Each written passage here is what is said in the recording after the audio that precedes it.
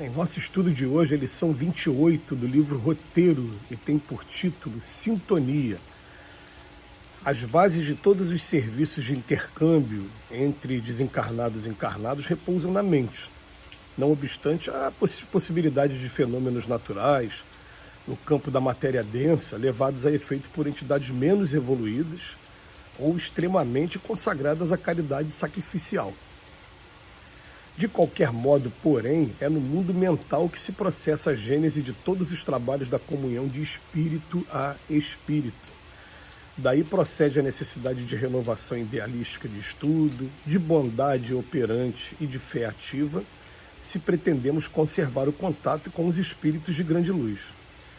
Simbolizemos nossa mente como uma pedra inicialmente burilada. Tanto quanto a do animal, pode demorar-se por muitos séculos na ociosidade ou na sombra, sob a crosta dificilmente permeável de hábitos nocivos ou de impulsos degradantes. Mas se a expomos ao sol da experiência, aceitando os atritos, as lições, os dilaceramentos e as dificuldades do caminho, por golpes abençoados do buril da vida, esforçando-nos por nos aperfeiçoar o conhecimento e melhorar o coração, tanto quanto a pedra burilada reflete a luz, certamente nos habilitamos a receber a influência dos grandes gênios de sabedoria e do amor, gloriosos expoentes da imortalidade vitoriosa, convertendo-nos em valiosos instrumentos da obra assistencial do céu em favor do reerguimento de nossos irmãos menos favorecidos e para a elevação de nós mesmos às regiões mais altas. A fim de atingirmos tão alto objetivo, é indispensável traçar um roteiro para a nossa organização mental no infinito bem e segui-lo sem recuar. Precisamos compreender, repetimos, que os nossos pensamentos são forças, imagens, coisas e criações visíveis e tangíveis no campo espiritual. Atraímos companheiros e recursos em conformidade com a natureza de nossas ideias, aspirações, invocações e apelos. Energia viva, o pensamento desloca em torno de nós forças sutis, construindo paisagens ou formas e criando centros magnéticos ou ondas com as quais emitimos a nossa atuação ou recebemos a atuação dos outros. Nosso êxito ou fracasso depende da persistência ou da fé com que nos consagramos mentalmente aos objetivos que nos propomos alcançar. Semelhante lei de reciprocidade impera em todos os acontecimentos da vida. Comunicar-nos-emos com as entidades e os núcleos de pensamento com os quais nos colocarmos em sintonia. Nos mais simples quadros da vida, vemos manifestado o princípio da correspondência. Um fruto apodrecido ao abandono estabelece no chão um foco infeccioso que tende a crescer incorporando elementos corruptores.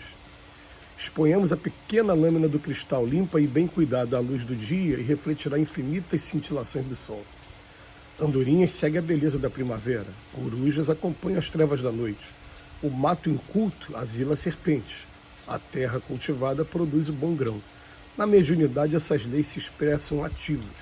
Mentes enfermiças e perturbadas assimilam as correntes desordenadas do desequilíbrio, enquanto a boa vontade e a boa intenção acumulam os valores do bem. Ninguém está só.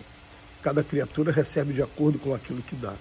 Cada alma vive no clima espiritual que elegeu, procurando o tipo de experiência em que situa a própria felicidade. Estejamos assim convictos de que nossos companheiros na Terra ou no além são aqueles que escolhemos com as nossas solicitações interiores, mesmo porque, segundo o antigo ensinamento evangélico, teremos nosso tesouro onde colocarmos o coração.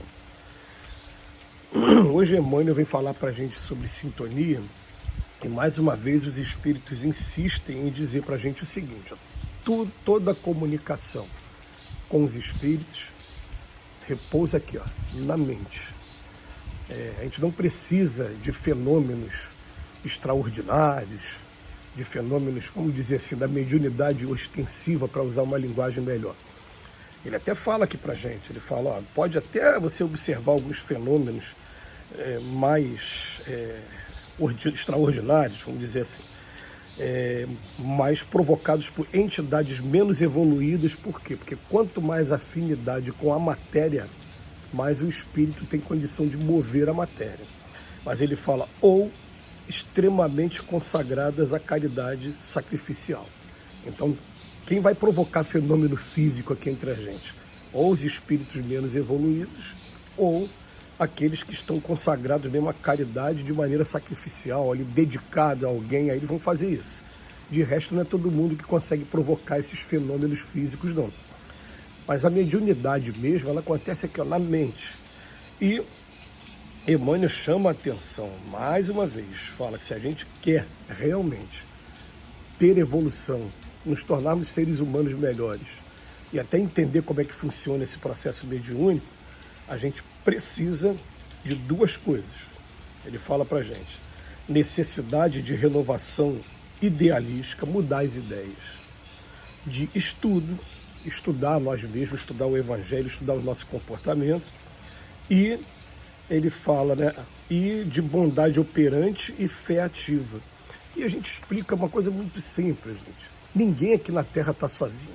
Se você encontra, por exemplo, vou dar um exemplo que mais radical, né, para a gente entender. Você encontra uma pessoa caída no chão agora. Você está olhando, a pessoa está sozinha, ninguém está amparando aquela pessoa. Não, nada disso. Ela tem algum espírito, aí, mesmo que seja da mãe, da avó, de alguém que do lado dela. Quando você chega do lado para procurar oferecer qualquer tipo de ajuda, tem a intenção de ajudar, o que acontece? Você já sensibiliza o espírito que está do lado dela. O espírito já vem até você com gratidão, né, já vem até você para querendo, né, de repente, né, até retribuir aquilo que você está fazendo. E aí começa a se estabelecer sintonias que vão atraindo coisas boas para a gente. Então, quanto mais a gente insiste ou se entrega a esses trabalhos assistenciais, a intenção realmente de estudar, de ajudar, né, sem fins egoísticos, apenas pelo prazer mesmo de estar começando a sentir esses fenômenos, mas os espíritos superiores começam a entender também o seguinte: está tendo esforço e ele pode ser utilizado como instrumento nas nossas mãos. Eu vou dar um exemplo que aconteceu comigo no ano de 2024 agora, que está se encerrando.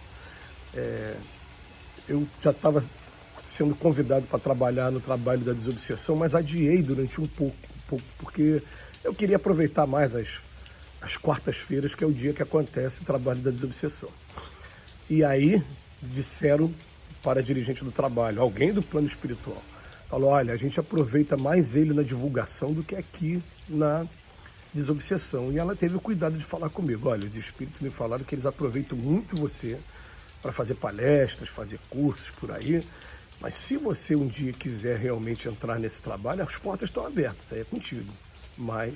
E eu fiquei com essa informação, quer dizer, eu, por conta da minha dedicação, por conta dos 10 minutos com o Emmanuel, por conta das palestras que a gente fez, né, que esse ano eu estava contabilizando ali, foram mais de 140 palestras, quer dizer, os espíritos estão olhando para mim e falando: não, você pode contar com ele, vamos tentar utilizar esse. É assim que vai acontecer com cada um de nós. Aonde você se predispuser a doar o seu tempo, os espíritos vão começar a nos envolver, e aí o processo mediúnico vai acontecer naturalmente, vai vir intuitivamente. Você já vai olhar para a pessoa e vai falar: aquela pessoa não está legal hoje, eu estou levando alguma coisa para ela, uma cesta básica para ela. Eu usei exemplo radical demais, né, gente? Eu usei a pessoa caída no chão. Isso vai estar acontecendo com nossos parentes dentro de casa ou com nossos parentes mais próximos que não moram com a gente. Às vezes você vai ser intuído só fazer uma visita, dar um sorriso, um aperto de mão, e aí você vai estar sendo utilizado como instrumento na mão desses espíritos que estão querendo bem, não são os espíritos que querem mal. Agora, por outro lado, o Emmanuel chama atenção também: a mediunidade, ela se exterioriza através da mente. A mente atrai aquilo que a gente está pensando.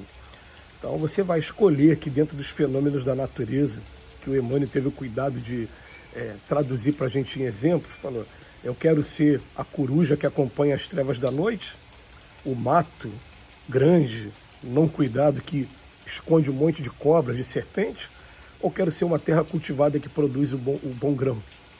Ou eu posso ser uma andorinha que segue a beleza da primavera? Ele vem trazendo aqui figuras dessa natureza. Hoje é um dia chuvoso, essa natureza que está aqui atrás de mim, né? O que acontece? Assim é com a mediunidade, com essa capacidade que a gente tem, cada um de nós, de receber as influências dos espíritos que estão aí ao nosso lado, nos circulando o tempo todo. Então fica aí mais uma lição preciosa do Emmanuel em torno desse tema mediunidade, que é um tema muito amplo, de muito tempo de estudo ainda, para a gente entender como a gente pode ser útil e não se comprometer tanto. Que Jesus nos abençoe hoje e sempre.